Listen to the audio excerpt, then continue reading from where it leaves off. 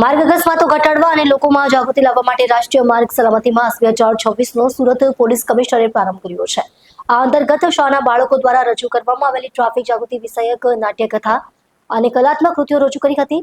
આ કાર્યક્રમમાં મેયર અને પોલીસ કમિશનર સહિત ઉચ્ચ પોલીસ અધિકારીઓ અને અન્ય અતિથિઓએ ઉપસ્થિત રહીને રોડ સુરક્ષાનો સંકલ્પ લીધો હતો।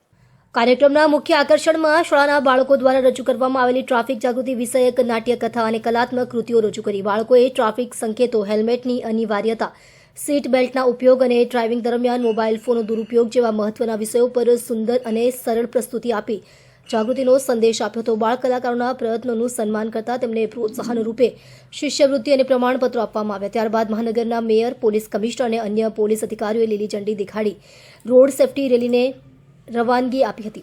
આ રેલી શહેરના મુખ્ય માર્ગોથી પસાર થઈ અને લોકોને ટ્રાફિકના નિયમોનું પાલન કરવાની અપીલ કરી હતી।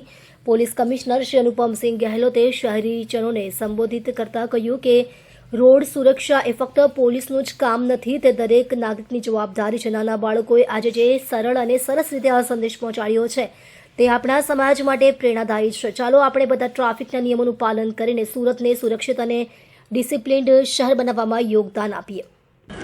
આજે 2026ના કેન્દ્ર સરકાર દ્વારા દર વર્ષે આપણે લોકોના સુરક્ષા માટે એક અલગ પહેલે સપ્તાહ મનાવવામાં આવતા હતા, પરંતુ છેલ્લા વર્ષોથી અત્યારે એક માસ જો રાષ્ટ્રીય ટ્રાફિક સુરક્ષા માસ તરીકે જો ઉજવવામાં આવે છે, જે 1 જનવરીથી સ્ટાર્ટ થઈને એક માસ તક ચાલે છે, તો આજે એના વિધિવત ઉદ્ઘાટન કરવામાં આવી રહ્યા છે।